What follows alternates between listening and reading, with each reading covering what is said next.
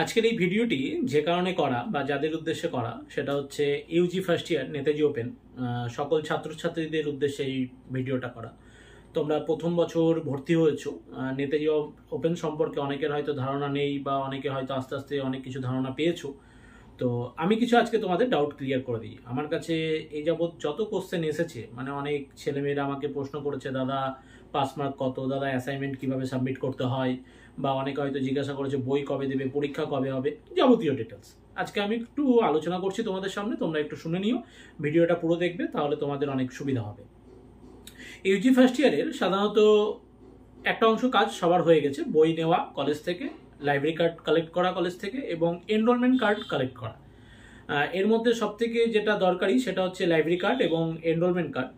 Enrolment card অনেকটা registration কার্ডের মতো, এটা 3 বছরই লাগবে, যেহেতু অফলাইনে পরীক্ষা, যেখানে এক্সাম সেন্টার পড়বে সেখানে এই এনরোলমেন্ট কার্ডটা অবশ্যই নিয়ে যেতে হবে।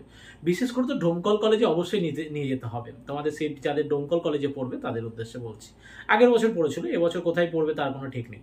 তো এই পার্টটার কাজ হয়ে গেছে, এবার নেক্সট কি কি কাজ রয়েছে তোমাদের ফার্স্ট ইয়ারদের উদ্দেশ্যে বলছি। নেক্সট কাজ হচ্ছে সাধারণত সেকেন্ড ইয়ারে ভর্তি। এবার অনেকের মনে হঠাৎ করে প্রশ্ন এলো, সেকেন্ড ইয়ারে ভর্তি হয়ে যাবো, ফার্স্ট ইয়ারে পরীক্ষা দিলাম না, পাস করবো কি ফেল করবো সেটা জানি না, তো সেকেন্ড ইয়ারে কি করে ভর্তি হবো, এটা কি করে হতে পারে? তো নেতাজি ওপেনের প্রসেস এটাই, নেতাজি ওপেন এটাই নিয়ম করে রেখেছে যে ফার্স্ট ইয়ারে পড়তে পড়তে সেকেন্ড ইয়ারে ভর্তি, যেটাকে বলা হয় রিনুয়াল, এবং সেকেন্ড ইয়ারে পড়তে পড়তে থার্ড ইয়ারে কিন্তু ভর্তি হতে হবে, এটাই রুলস। আচ্ছা, তাহলে আমার রিনুয়াল চলে গেল, ভর্তির পরে কি হবে? ভর্তির পরে হবে অ্যাসাইনমেন্ট সাবমিট করতে হবে। অ্যাসাইনমেন্ট সাবমিট করার জন্য 7 দিন টাইম দেয়। 7 দিন টাইম দেবে, হয়তো 7 তারিখ থেকে হয়তো বলে দিল যে 14 তারিখ পর্যন্ত টাইম থাকবে, বা 1 তারিখ থেকে 7 তারিখ পর্যন্ত টাইম থাকবে, এরকম টাইম দিয়ে দেয়।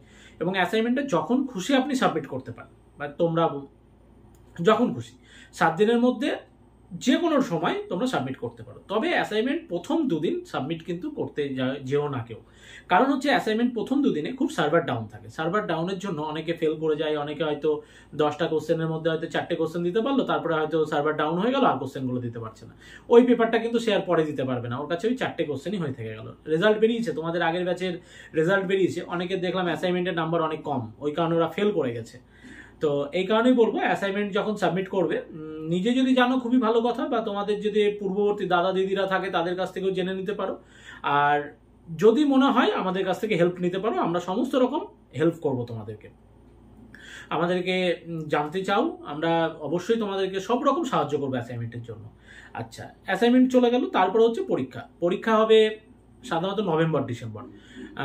নভেম্বর-ডিসেম্বর পরীক্ষা হবে, রবিবার পরীক্ষা হবে, এটাও তোমাদেরকে একটু মাথায় রাখা উচিত। রবিবার পরীক্ষা হবে, বা ছুটির দিনগুলোই পরীক্ষা হবে। যদি কোনো ছুটির দিন পেয়ে গেলে, মানে ওই যদি ইউনিভার্সিটি পেয়ে যায়, তাহলে কিন্তু সেই ছুটির দিনে পরীক্ষাটা হবে, এই পরীক্ষা হবে। এবার মেন প্রশ্ন হচ্ছে পাস কততে। এখানে অনেক ধরনের স্টুডেন্ট রয়েছে, হয়তো এইচএস পাস করে করে নেতাজি ওপেনে ভর্তি হয়েছে, ভালো পড়াশোনা করার জন্য, ভালো রেজাল্ট তৈরি করার জন্য, অন্যান্য প্রিপারেশন হয়তো নিচ্ছে, এসএসসির জন্য হোক বা কনস্টেবলের জন্য হোক, বা যে কোনো পরীক্ষার জন্য প্রিপারেশন নিচ্ছে। এখানে চাপ কম হবে নেতাজি ওপেনে, তাই এখানে ভর্তি হচ্ছে। তো তাদের উদ্দেশ্যে আমি বলছি, পাস মার্ক হচ্ছে 21, এবং অনেক কোম্পানিতেও চাকরি করে অনেকে, ঠিক আছে, তারাও বলে যে দাদা পাস মার্ক কত। তো পাস মার্ক হচ্ছে 21। এবার আমি সবাইকে বলেছিলাম 21-এ পাস, সেই 21টা কতর ওপর, মানে কতর ওপর বলতে গেলে অ্যাসাইনমেন্ট এবং রিটেন মিলিয়ে কি 21, না আলাদা আলাদা 30% নাম্বার লাগবে? কারণ তোমাদের টোটাল 70-এ পরীক্ষা হবে। এবার 70-এ যদি 30% করা হয় তাহলে হচ্ছে 21 নম্বর। এই 21 নম্বরটা কি আলাদা আলাদা তুলতে হবে? অ্যাসাইনমেন্টে হয়তো দেখা গেল অ্যাসাইনমেন্ট 20-তে হচ্ছে, 20-র 30% মানে হচ্ছে 6, আর এদিকে 50-এ হচ্ছে রিটেনে 50-এর 30% মানে 15, মানে 15 আর 6 যোগ করে কি 21? এটা অনেকের প্রশ্ন ছিল, বা আমারও একটা ধারণা ছিল, ভুল ধারণা ছিল, আমিও বুঝতে পারিনি প্রথমে থেকে।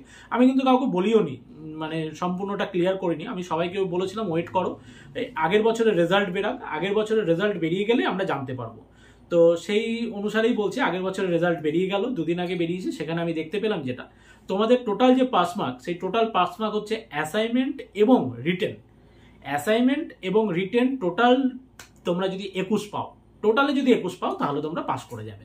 এবার প্রশ্ন হচ্ছে, পাস 21-এ দেখা গেল অ্যাসাইনমেন্টে তুমি 20 পেলে আর রিটেনে 1 পাচ্ছ, তাহলে কি পাস করবো? অনেকের মনে প্রশ্ন ছিল, আমিও কাউকে উত্তর কিন্তু দিইনি। আমি দেখলাম যে কেউ অ্যাসাইনমেন্টে 20 তুলছে দেখে দেখে, আর রিটেনে গিয়ে 1 পাবে, সে গ্র্যাজুয়েট হয়ে যাবে, এটা তো হতে পারে না, আমার মনেও সন্দেহ ছিল।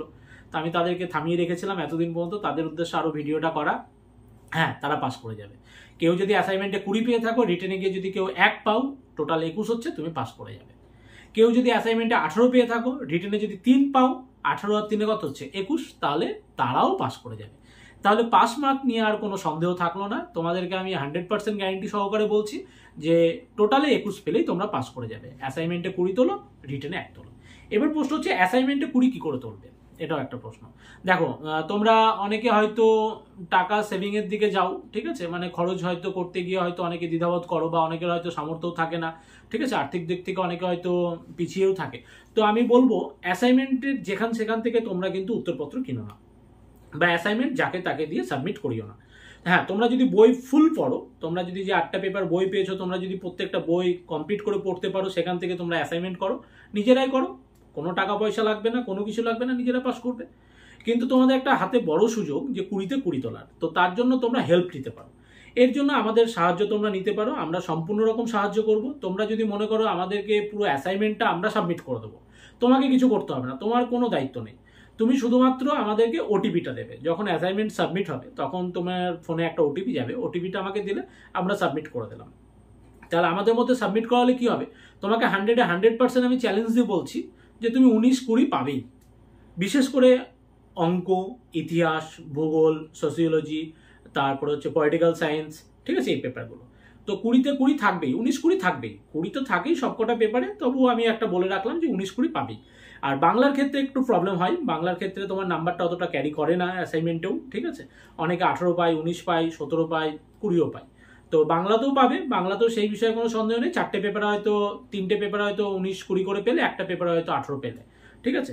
আর একটা বড় প্রশ্ন তোমাদেরকে বলে রাখি, আর একটা ভালো দিক বলে রাখি, তোমরা যে অ্যাসাইনমেন্ট সাবমিট করছো তার উত্তর বা তার রেজাল্ট তোমরা কিন্তু 1 মাসের মধ্যে পেয়ে যাবে।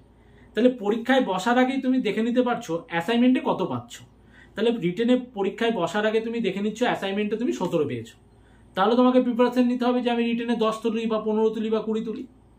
4 পেলেই পাস করে যাবে, কারণ এখানে 17 তুলছো, ওইদিকে 4 লাগবে। তাহলে তোমরা সেই মতোই পড়াশোনা করবে, আমাকে 4 পেতে হবে। এবার 4 পাওয়ার জন্য তুমি যদি একটা 5 নম্বরের প্রশ্ন পড়ো তাহলে কিন্তু হবে না, তোমাকে টার্গেট রাখতে হবে 10-15 তোলার। যখনই তুমি টার্গেট করবে 10-15 তোলার, তখন কিন্তু নাম্বারটা কমে আসবে 6-7-এ। যখন তুমি টার্গেট করবে 4 তোলার, তখন কিন্তু নাম্বারটা তোমার চলে আসবে 2-3-এ।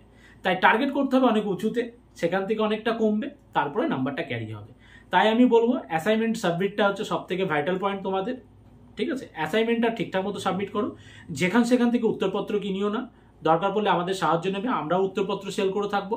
অথবা যদি মনে হয় অ্যাসাইনমেন্ট জমা দিতে ভয় লাগছে বা অ্যাসাইনমেন্ট আমাদের মাধ্যমে জমা করাবে, অ্যাসাইনমেন্টটা আমাদের মাধ্যমেও জমা করাতে পারো। অ্যাসাইনমেন্ট যদি আমাদের মাধ্যমে জমা করাও, আমি তোমাদেরকে গ্যারান্টি নিয়ে বলছি তোমাদের নাম্বার তুলে দেওয়ার দায়িত্ব আমার। তোমরা পরীক্ষার খাতায় 3-4 তোলো, তাহলেই হবে। এইটুকুটাই বলে রাখলাম, এটাই বলার ছিল, আর কিছু নেই। যদি কোনো কিছু তোমাদের মধ্যে ডাউট থাকে তোমরা অবশ্যই জিজ্ঞাসা করতে পারো। আমার ফোন নাম্বার 8900345407। ওকে, আমার স্টাডি সেন্টার হচ্ছে জিয়াগঞ্জ শ্রীপদ সিং কলেজের একেবারে পাশে, যে তোমাদের কলেজ রয়েছে শ্রীপদ সিং কলেজে, যেখান থেকে তোমরা বই কালেক্ট করো, সেই কলেজের একেবারে পাশে তোমাদের আমার অফিস রয়েছে। সেই আমার অফিসে এসেও তোমরা যোগাযোগ করতে পারো। আর আমরা নোটসপত্র দেওয়াও শুরু করে দিয়েছি, তোমরা নোটসপত্র কালেক্ট করতে পারো। নোটসপত্র সাধারণত আমরা স্পিড পোস্টের মাধ্যমেও দিচ্ছি, বাড়িতে বসেও তোমরা নোটসপত্র পেয়ে যাবে, সেই বিষয়ে কোনো সন্দেহ নেই। এইটুকুই বলবো, পড়াশোনা করো, পড়াশোনা করলেই পাস করবে। ভালো নাম্বারও ক্যারি হচ্ছে অনেকে ভালো নাম্বার ক্যারি করেছে। এইটুকুই বলবো, সকলকে ভালো থেকো, সুস্থ থেকো, এইটুকুই বলবো। ঠিক আছে।